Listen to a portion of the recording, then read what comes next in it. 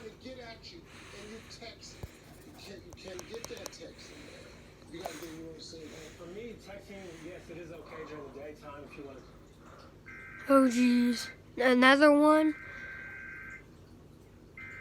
It's the same one, I think. Yeah.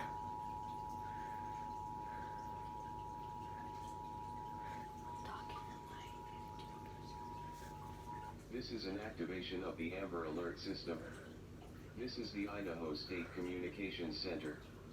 We have just received this important information regarding a child abducted in Kenyon County. The Nampa Police Department is looking for a child who was last seen in Hermiston, Oregon, and is believed to be in danger. The child's name is Alyssa Helmann-Dollar. She is a 10-year-old Caucasian female with brown hair. Authorities say that the child may be in the company of Brooke Helmann-Dollar Blessing, and they may be traveling in a 2018 silver Nissan Sentra that was last seen possibly heading towards Portland, Oregon, or Kootenai County, Idaho. If you have any information on the whereabouts of this child, please contact Nampa Police Department 208-465-2206 immediately.